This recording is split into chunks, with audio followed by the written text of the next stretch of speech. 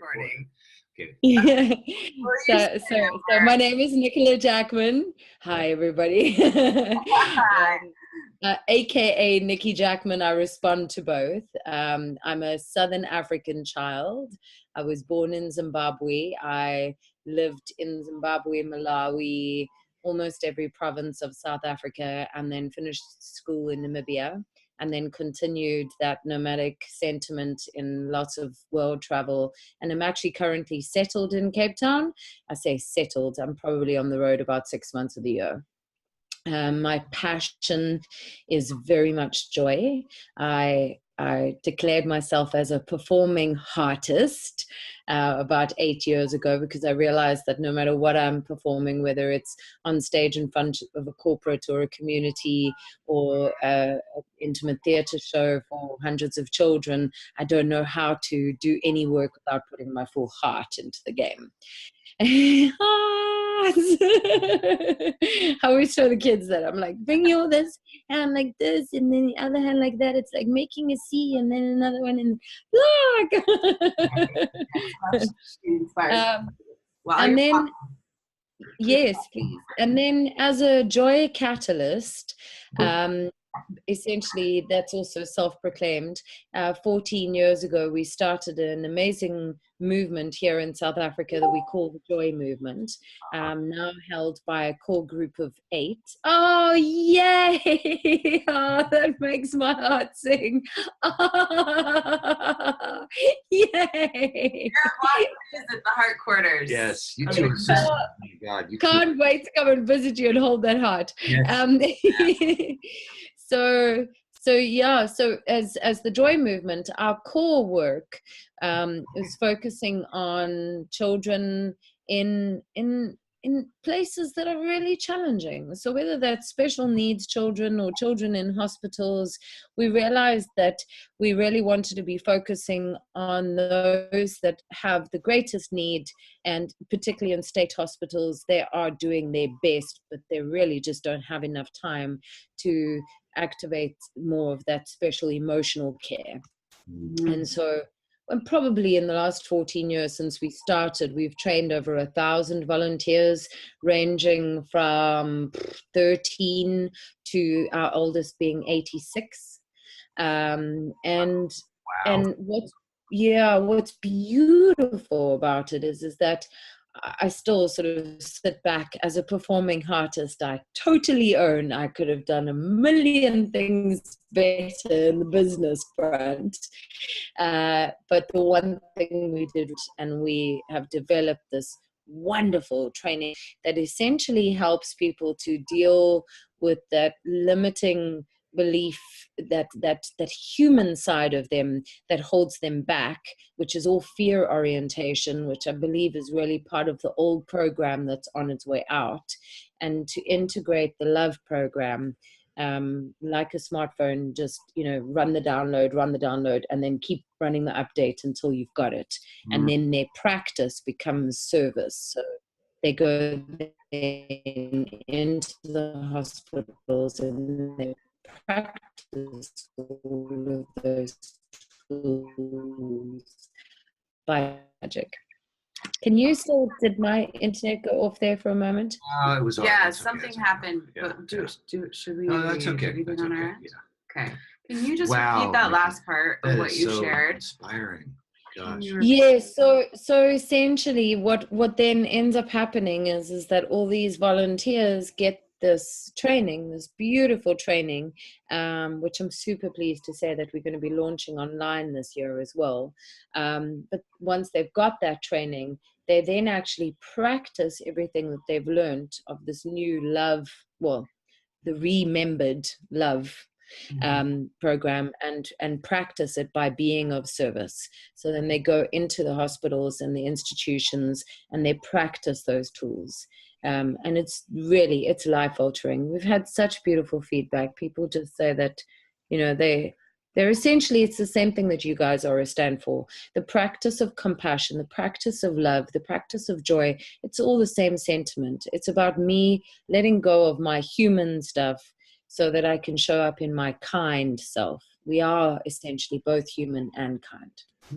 Yeah. You know, Nikki, we're headed later today to New York City to be involved in an empowerment workshop with David Gershon. Why at the Omega Institute. The reason why I mention this is because there's a businesswoman who is pledged $1 billion to reinvent the planet. Wow. With David Gershon. And they have a program called the Imagine program. I know of that. I know of it by Bliss Brown of Imagine Chicago. She started the Appreciative Inquiry. Yes, yes. Now, the thing that's common in what you're saying is the power of agency. I am and I can. And it all starts from within. And I'm really excited about making sure you have access to this incredible network that we are blessed to have a part of. And I know we're going to learn from you as well. But just hold the empowerment, the idea that it all starts from within. Hereditary Chief Phil Lane, our chairperson of Compassion Games, shared with us the guiding principles that say starting from within, working in a circle, in a sacred manner, we heal and develop ourselves, our relationships, and the world. Beautiful. And doing that and living that and empowering people. And I want you to have everything that we can provide to be supportive. This is such a gift to get to know you and to honor what you're doing. Here, and thank you, guys. I feel that this is where we're going in the world. You know, for a while, Summer and I spoke a little bit when we had a chat before a couple of weeks ago. For a while, what I've been sort of understanding in my meditation is, first of all, we're moving away from the DIY, which I believe we all did very well. We did very well, like pioneering our own little individual programs and getting our things going. And that's great because it got some of the groundwork done. But the real magic happens when we DIT, when we do it together. And I can see it. I can see it echoed everywhere. I can see how organizations, even in the last 14 years in South Africa, that perhaps used to see each other as competition, are now going, how can we do this together? What can we do to collaborate? Where's our co-creation exist? The narrative is changing into a DIT. I think it was also the Hopi Indians who said it. It was something along the lines of the age of the lone wolf is now done. Right. Energy will stand. Yeah. In fact, Phil and I are writing a paper on prophecies and global social change. And he is the keeper of many. I mean, he has Crazy Horse's pipe. He is a very wise indigenous elder, and he has been part of our ability to reach out to the entire world and ensure the diversity needed. We say connect through your similarity, but innovate through our diversity. And this coming together that you're talking about, that's the whole vision for the Synergized Impact Network Exchange that we're launching during the summit. It's really how do we collaborate together. And what you're talking about, the article is going to be part of the summit. The Peace Wave Summit. He'll be speaking along with a few other people. And I'll be headed. Summer's doing her NIA black belt, but I'm going to be in Greenland on the solstice. We are an event called Melting the Ice in the Heart of Humanity. Beautiful. And we'll be doing these waves there as well. We want to talk, with you about how you can embody that and get the benefit of that and work together in these unprecedented unified action that you're speaking to, Nikki. Wonderful, because that is the biggest mobilization in the joy movement right now. It's beautiful what we get everybody going with the training, and we're consolidating the family, and that's next level. But how do we keep them playing?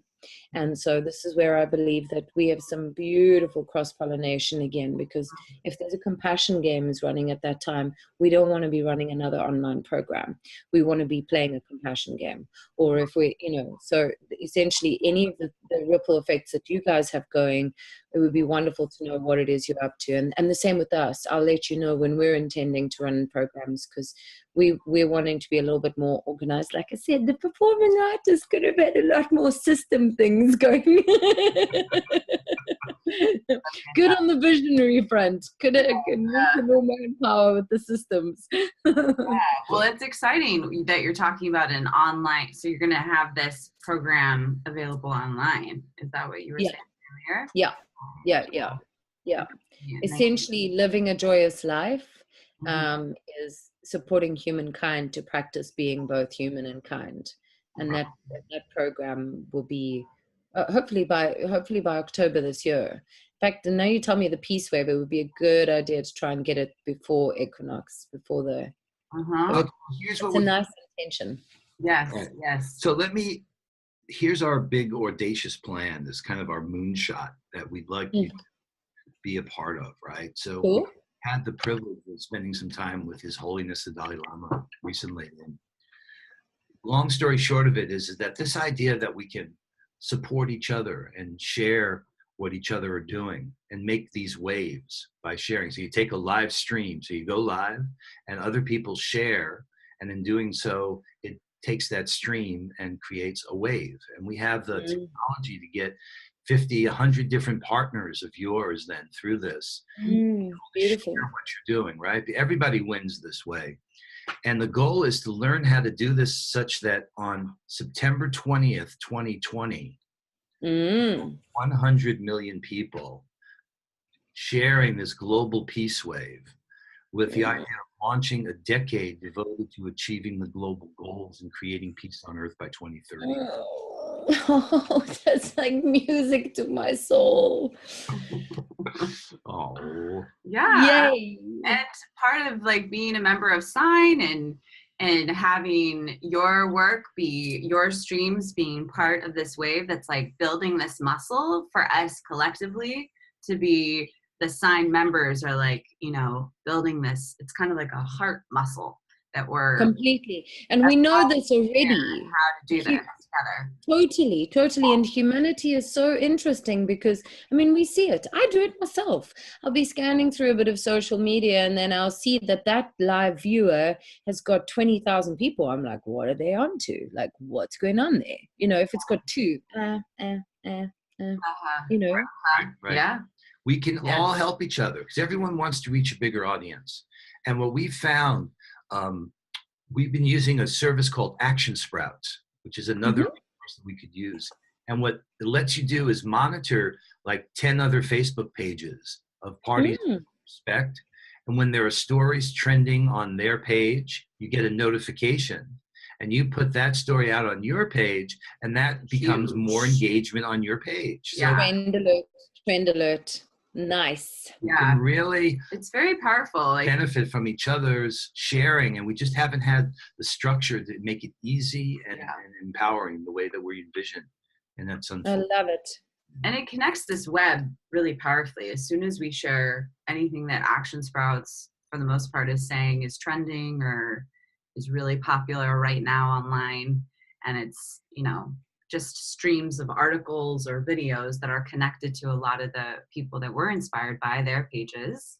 And it immediately always has a lot more interaction on our Facebook page. It's really amazing. And it connects to where it also has been shared. It connects that as well. So you're like connected into. So it follows a whole little train. That's right. That's the wave. That's what we want to. Synergized impact, this idea that the peace train. Yeah, that's part of it. Train, it just made me think of that. Yeah. So let's start asking these questions. Let's get into this. Okay, hang on a second. I just quickly putting something here. I'll be with you in T-3. I had this instinct to put in the background of me some subtle solfeggio frequencies. Good, I love that. I just feel my eyes suddenly just kind of like, you're in okay. Well, welcome, Nicola. Also goes Nicola is with us, and welcome to the Peace Wave Summit. We are so thrilled to be starting this conversation and really getting to know this woman recently. So wonderful. We got to know her actually from playing the compassion games, the work that John and I do from Ethiopia. We recognized this beautiful light and motivation that was just like coming out of Facebook, that we were so thrilled. We're like, who is this woman? And we South Africa. Yes, coming from South Africa, playing the compassion games, and we finally have recently got to connect with her on a personal level, and we're just so thrilled to have her be a part of this Peace Wave as one of the, you know, really standing out gems, social innovators that are on this planet right now, doing very, very significant, important work. The stuff that really matters, that's going to impact our world to truly create peace on earth. And as you all know, we see that peace on earth is, a lot of these people that we are speaking with, where our goal is about how we create peace on earth by 2030.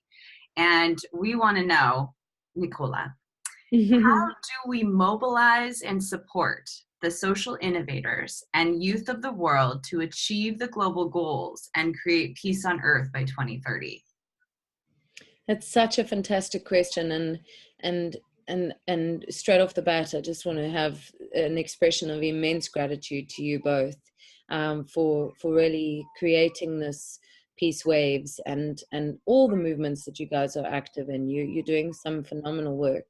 And I really believe that this is also the start of it. I think that one of the ways that we really are going to influence the youth is the same way that we're going to influence the rest of the world. And that is collaborating and co-creating systems that make it easy for people to want to actually play. And I feel that it's perhaps emulating something that I learned from Findhorn, one of the oldest eco-villages on our planet, one of my favorite places in the world. On my wish list. We were just last night, and it's interesting you bring it up. Yeah. Special place, and one of their fundamental values is, if it's not fun, it's not sustainable. So very working a lot with the youth here in South Africa, and getting affluent youth to work with less privileged youth, noticing that actually that first of all the bridging exists when we make it fun. And one of the easiest ways that I believe we can actually influence the youth is to bring music and dance and those essence of fun, and then from that space of fun bring the fundamentals that we're bringing across, whether at that point we're talking food security and how we can do food gardens, or whether we're talking about getting rid of the trash and what we can do with that. I think first we make it fun, and then we throw all the dynamics on top of that. Beautiful. Sounds like you've got a great plan. Dun, dun, dun. A lot of people have said, you want to change the world, throw a better party. Mm-hmm. And completely. Yeah, exactly. Yep. One of the things that we are getting started here, that's going to be a global thing, is Soul Circus. That's still coming. You can expect some magic. I'm not going to give you much more because it's coming soon to a TV near you. Yes. All right. So do you think it's possible to create peace on earth by 2030? Absolutely. One of the things that I'm noticing more and more is that we are coming together. So if we are coming together, then I keep seeing the Fibonacci sequence. I keep seeing the tipping point, and we have so much momentum behind us. A really inspired, very quick story. I remember watching this Inspired talk. It was a sustainability conference, and the whole time that this man was talking about change and everything, it was just this rolling credits, a little bit like Star Wars, rolling credits, kind of moving at this speed. And for each line that was there was clearly an international organization, because it was a country and an organization. So it was rolling like this. So the 15 minutes that he's talking is just rolling like this. And when he gets near the end of his talk, he goes, and so, ladies and gentlemen, what I'm trying to tell you is that there are a lot of people driving change in the world right now. And all these credits that I've been rolling are showing you organizations that are driving change. And in fact, ladies and gentlemen, if I would like to show you all of the organizations around the world driving change, I would have to keep running this at the same speed for the next month. Whoa. Nikki, I worked on that project with Paul Hawkins. That was the book that he wrote is called Blessed Unrest. And the website we built was called Wiser Earth, the world impact social and that was at the Pioneers Conference. That was where Paul yeah. That's please give me his name again, because I couldn't remember his name. What's his name again?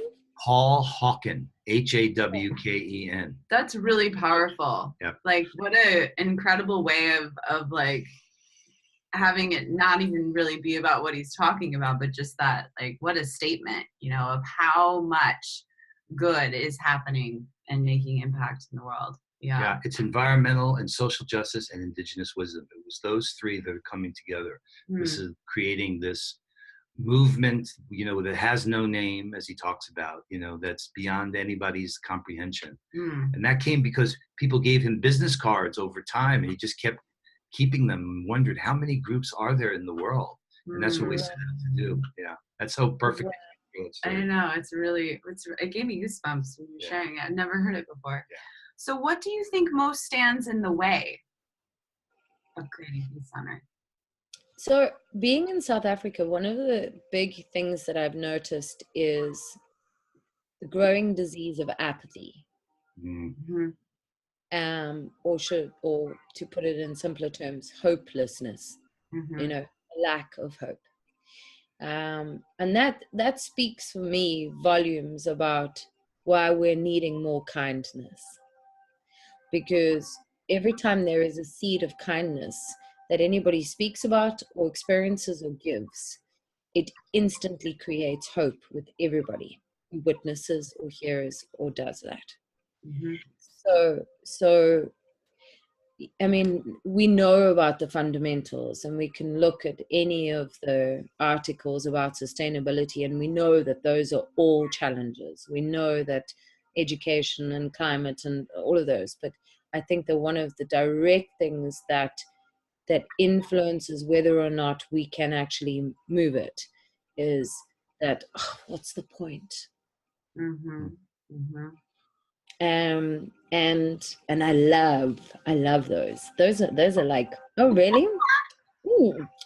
Let's have a chat. Let's play together. Let's play with that, because generally the apathy is a pain, is a hurt, and I love to actually work through that. And hopefully, if they're in a group, they're willing to volunteer and digest that, and then everybody gets a new level of breakthrough on it, because I think we've all got a tiny bit of it somewhere. That little voice comes up somewhere, especially in the not-for-profit sector, because you know, often people are doing a very tireless job for very little return. So yeah, powerful. Well, so what would be like one of, if I were here and I started to kind of share this apathy, what would be maybe one of the first couple steps that you would take to kind of break through that? So I would always ask if you'd be willing to have a breakthrough on that. Okay. And because you might actually really not want to be in that place. And if you were, then I would ask you if you would go into it a little bit. And then I'd say, okay, so I want you to think about one of the first times that you actually felt that. Yeah. And go into that a little bit. Yeah. And they'll generally be a shared circumstance. So it would be like, yeah, well, you know, I was at school and we had just done a really great event. And then, you know, somebody just said, yeah, well, what's the point? Because everybody's going to mess up anyway, and they're going to put all the trash. And then I got back to school after the weekend and all the trash was back. So it's like, yeah, I understand that. And was there one life? Can you remember if there was one life that was changed? Because we always play with this in Soul Circus and the Joy Movement. We say M1L, just M1L. If you have a move one life story, you've done it, because you only need M1L. And that M1L has the potential of being able to ripple another and another and another and another. And generally when they can come to terms with that, they've got a little spark of hope again to be able to go and try again. And it is a try and try again. And the starfish story is always a big inspiration with that. You know the starfish story. Why are you throwing the starfish out there back into the ocean? There's no point. Yeah, did I make a difference to that one?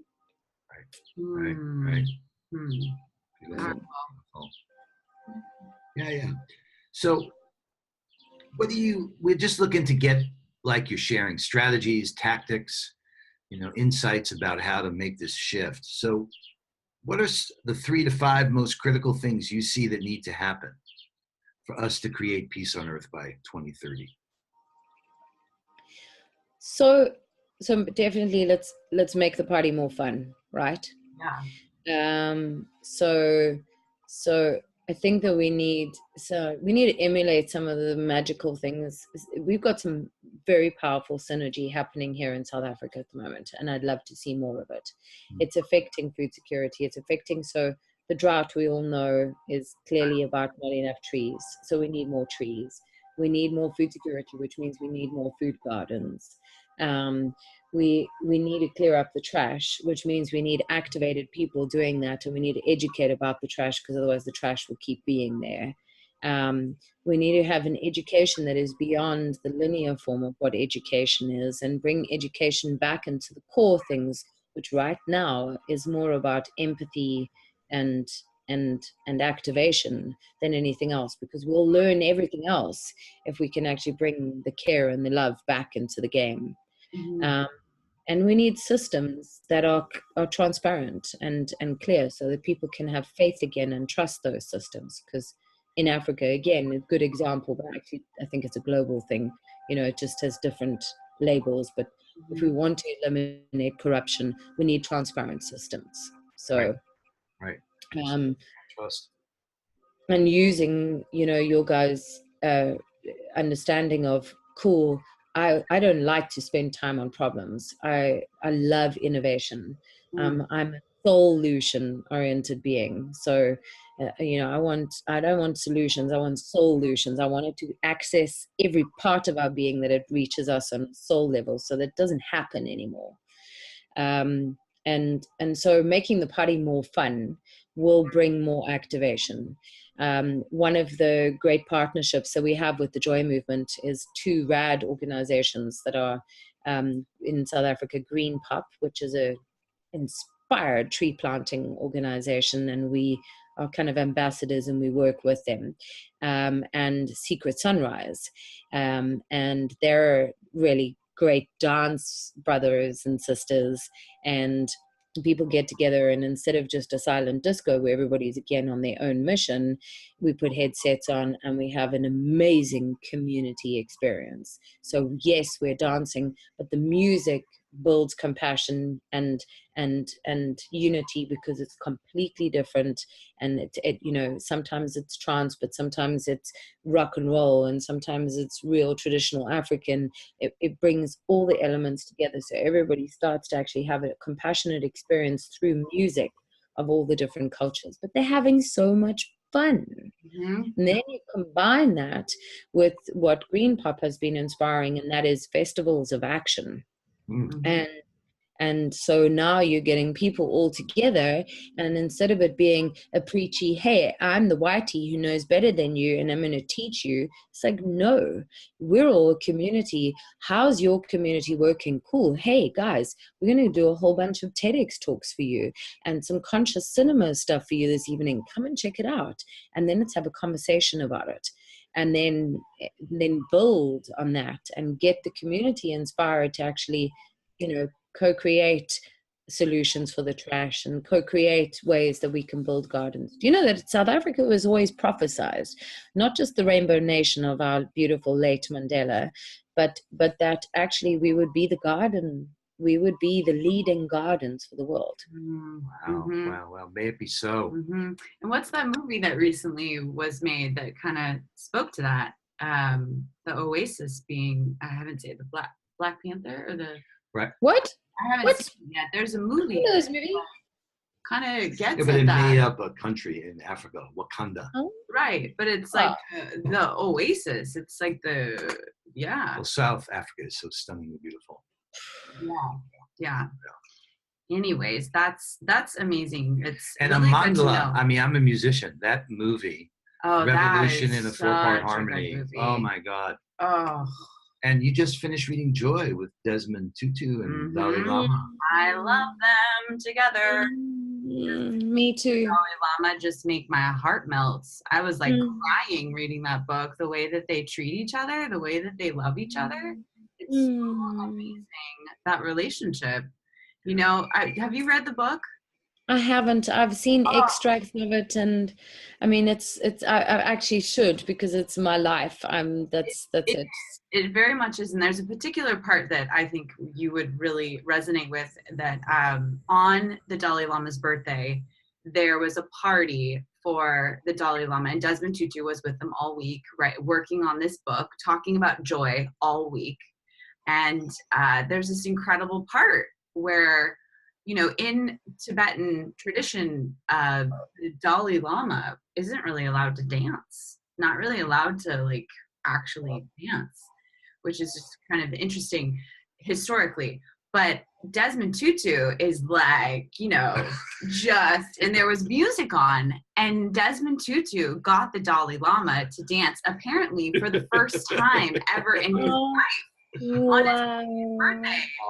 They have it's just sweet because like and I think Desmond Tutu was a little bit nervous on some levels to spend a week with him, because they're very different in some ways. That Desmond Tutu is a little bit more spontaneous, he's a little bit more like, let's get in there and feel it, and so it's like he brings out this sort of juiciness of the Dalai Lama. There's this really like intimate thing, and it's just really beautiful, and all the kids like are clapping as well. They're like excited to see His Holiness, you know, actually dancing. Yeah. And when we went to be with His Holiness, I had meditations and like kind of flash forwards of dancing with the Dalai Lama, because that's I can relate on some level too, when you talk about apathy, and that's exciting for you to like get in people and like get in there and shake them up a little bit. That's so true for me as well. And it didn't exactly happen where I didn't get to dance with the Dalai Lama. But one thing that did happen is he was actually quite sick when we were with him. We were in a small delegation.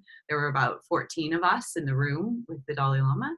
And at the end, you like in the sort of protocol is you present your gifts towards the end. So a lot of people in our group had these beautiful gifts, wonderful things.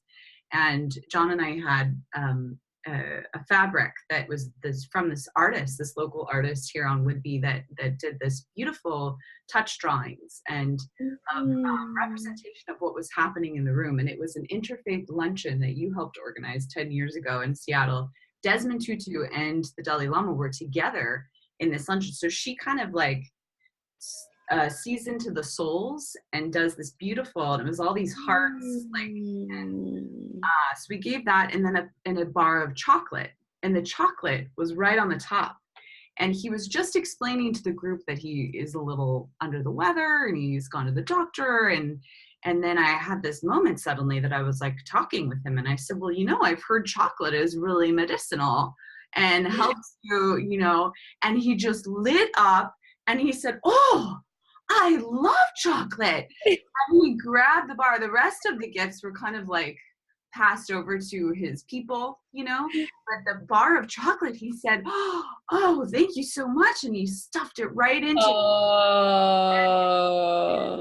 yeah, I'm like, well, you know, it just was. So yeah, we didn't dance together, but he absolutely. You're speaking to what I think one thing we're seeing common. Yeah. Is the power of play. Yeah. Play gets us out of our comfort zone, into our stretch. Give ourselves permission to go outside what we consider the normal constraints. And that's part of what I think is essential at this time too, is that we really get outside those boundaries that we are self-imposing, and we just ways to participate and play with. There's a group also on the summit that we've worked with for years called Play for Peace. In Africa and in India and all over the world, and they do cooperative play. Their clubs are teams that play like in refugee camps, some of the most difficult places on earth. They're bringing the power of play. It's called Play for Peace, and we certainly will if you want to know more about that, we'd love to introduce Please connect me, please, because one of my mentors is the wonderful Fred Donaldson, and Fred started Original Play, and essentially this is a man who has scientists rather perplexed because he has no fear activation in his brain whatsoever. No matter what stimulus they give him, he just totally stays in the frequency of love, and his training was playing, as he says, species non-specifically. He proved that when you actually let go of the fear paradigm and you make the love choice, and the more you practice it, the more the love will be the dominant instead of the fear, that actually you can play with all animals. All animals. Amazing. Whoa. Amazing. Wow. All right. Yeah. We got a couple other questions. We do have a few more questions. What do you most want to contribute to creating peace on Earth by 2030? And please be specific. Fantastic. Oh, that's such a lovely question. So I believe that peace's besties are love and joy. And in order for us to have peace, we need to have love and we need to have joy. And so the core part of what I believe I'm even here for on this planet is to really create games and systems and flow for people so that we can actually have so much fun activating love and joy internally and externally. So some of that is going to be in Soul Circus, which is a reality show that we're developing.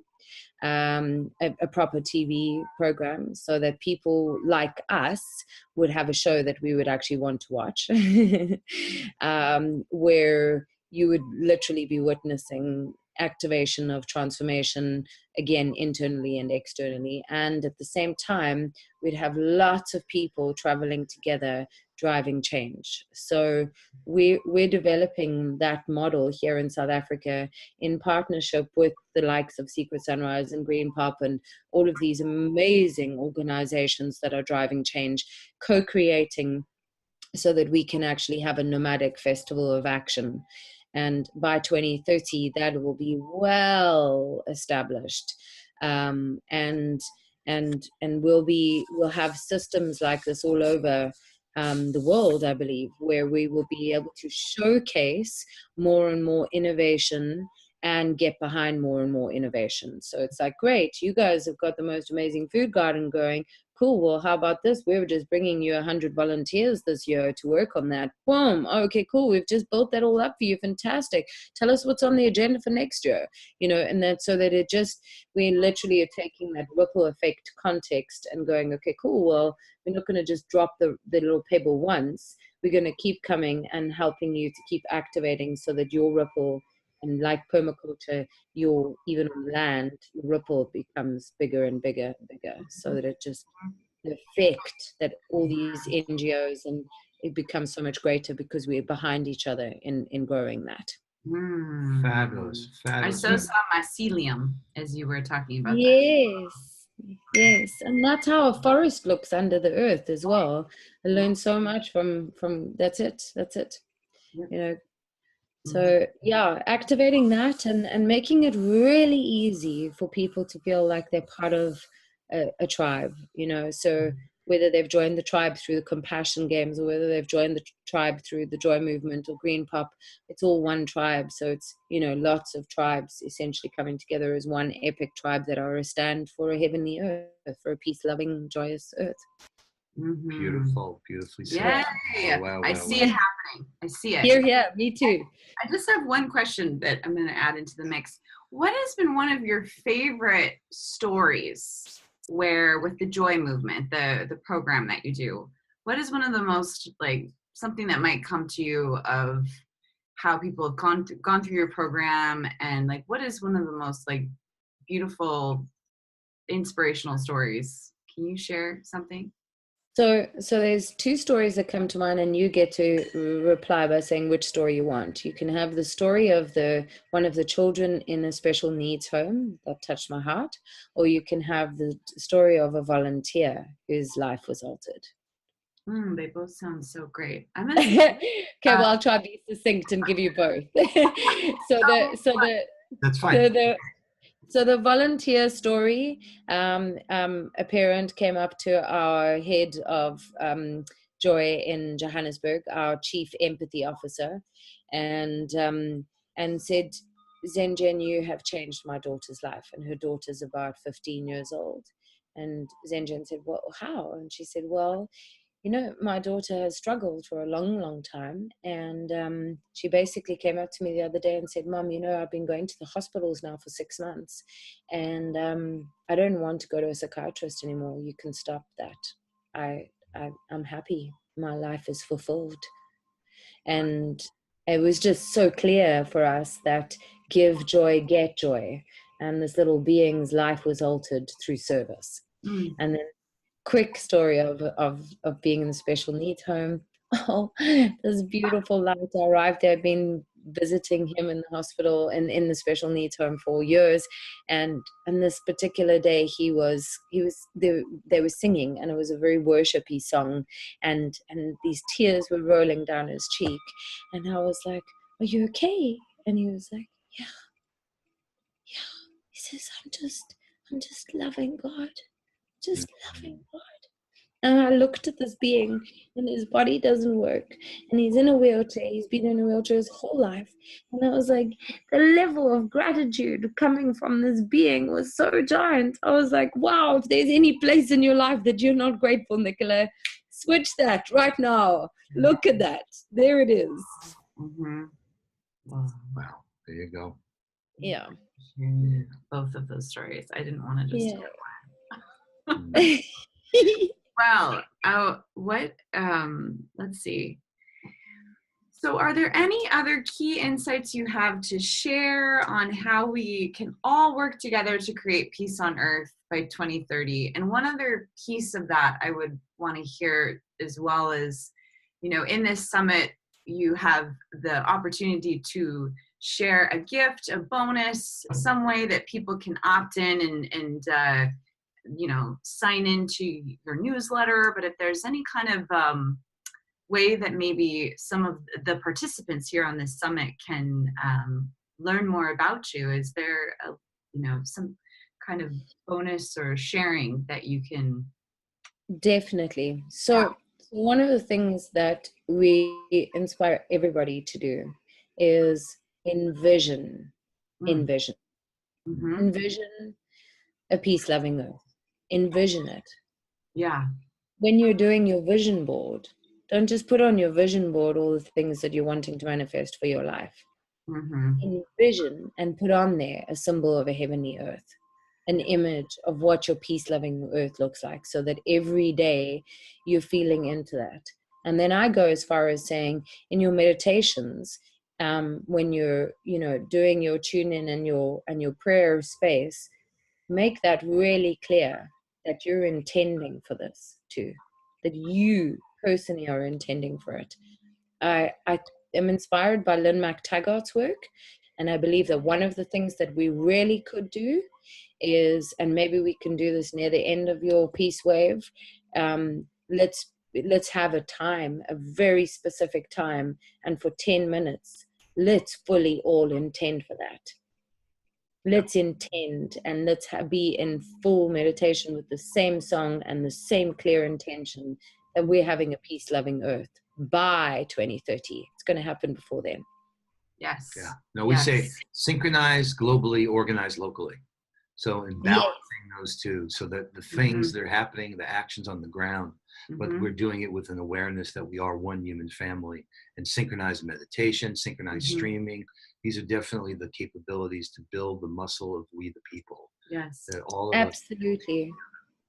And I mean, in Lynn McTaggart's book, The Power of Eight, she's talking so much about, it's echoed across field was Yes. It's echoed across so many of our ancient religions, of our current religions, of our ancestors. They speak about the sentiment of when two or more come together in my name. When we have the collective dream and we hold that in collective intention so clearly and feel it with all our senses like it's already done. And then when those inspired actions come in, we just take that action and get on with it and make it happen. Okay, cool. I feel like I'm supposed to get hold of those guys and that, in the compassion games in South Africa. Well, great. 5, 4, 3, 2, 1. I'm doing that, so that we can make those local actions happen. Mm-hmm. So, Nikki, how best for people to connect with you? Is it on your Facebook page? Is there an organizational website, or how can we direct? So, thank you for that, John. I think the best way, we've been building our social media on the Joy Movement. Hashtag the Joy Movement, Joy Movement. Our hashtags are hashtag Joy Movement. Wonderful thing for those of you who still get intimidated by hashtags. Just remember that it's just a really simple way to refine a search. So if you put a hashtag in front of it, it just, every time we put a post out, we hashtag Joy Family, we hashtag Joy Movement. And so it's just a very simple way of being able to find us. But otherwise, our website and all of our handles, so Instagram, Facebook, and our website is joymovement.org, thejoymovement.org. Great. And we'll get clear too about how people can sort of opt in to build a relationship with you. And one of the ways that we were so inspired is that you are constantly bringing ideas of actions. I mean, that's really part of what's so, and that you ripple that out through the streams of Facebook, which is what, being online needs. We need to make action and kindness and joy trend on these social media places, and actually inspiring that action. So really, thank you so much, Nicola, for being here with us. And it's so great to really feel you are a part of our family. You really are a star. It's so true. I'm so honored to be part of this, and really I feel that it is just the beginning of loads more collaboration and co-creation. And something you said, John, was that how do we do it so that everybody wins and everybody thrives? And I really think that that's our new methodology, is win-win-win. Ask the win-win-win question. Am I winning? Are you winning? And is everything going to infinitely win? And if not, go back to your innovation and come up with a better plan, because we need the win-win-win now. That's right. That's exactly right. That's exactly right. So much love, and so much love to everybody that's out there. And guys, we're doing it. So if any little doubt voice comes up, just remember it's the nonsense. Come back to your senses and remember you're part of the family. I love that so much.